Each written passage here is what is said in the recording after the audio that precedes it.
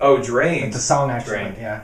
Yeah, Drained is a song that's really about the character's frustration with his current circumstances, right? Being put in a situation where he's giving more than he's getting back in return, right? Which is something that I think a lot of us have felt at one point or another in our life. Sure.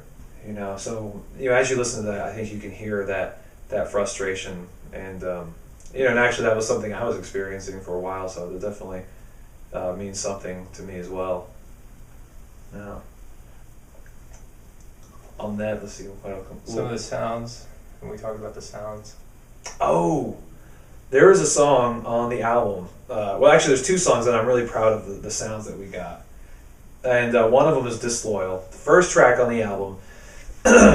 We actually used a toy piano, a legit toy piano, and we found it at a garage. Or no, it wasn't me. It was Jaren. Jaren's mom. Jaren's mom Found it. Yeah, she found it at a garage sale, and it is creepy. Right. It could be a haunted piano for all we know. It is sitting at my studio right now, but it looks like a little mini upright. It's like a wooden upright with a glockenspiel inside, but with a wooden casing that looks like an acoustic piano. Yeah. And it's got a metal bar, so whenever you press a key, it drops and hits that glockenspiel. Yeah. It's really creepy. And it sounds great. Like, it's got great attack, and it's just loud, and it's got about one octave. Yeah. And the keys are tiny. Like, you have to play with one finger. Yeah. But it's funny, as soon as I got that, and this often happens when I'm fucking around with new instruments, I immediately get an idea, and so with that, I was like, do do do do, and I just immediately, I don't know, went right to that because it made me think of all the creepy kind of vaudevillian imagery I had in my mind. But that fit perfectly for Disloyal. Yeah, it changed the song. That used to have another intro. It was some sound effects. Yeah, that song Disloyal sounded so different. Like the demo that we had. Every week it would change. Yeah, I remember you and I remember we just woodshed on that song.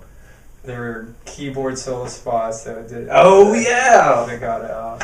Well, and just it transformed 3 or 4 times before we finished it. Yeah, because I just wasn't happy with it for the longest time. I felt like it wasn't where it should have been, and I knew if we just kept refining it, it would get to where it was supposed to be. Mm-hmm. And then we added in your reverse keyboard sound. Creepy reverse choir that we made with the Chord Karma on the M3. Yeah.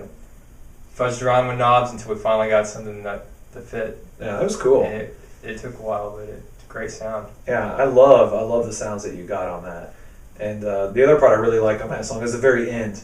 At the very end of Disloyal, there's that just really creepy, heavy riff, and that's one of the things I'm most proud of on this album. I feel like how every song ends, it always introduces some cool new riff that wasn't in the other part of the song. Mm-hmm. And so like the end of Frailty, the end of Disloyal, the end of Choke Faint Drown, and the end of Drain, like they all have these really cool, chunky, groovy riffs that listening to them, I'm like, man, they're kind of set apart from the rest of the song. But Disloyal that one turned out great. I'm very happy about that. The other song was Sounds of Wonder. And I remember you and I, again, woodshedding on that song, trying to find something to refine it.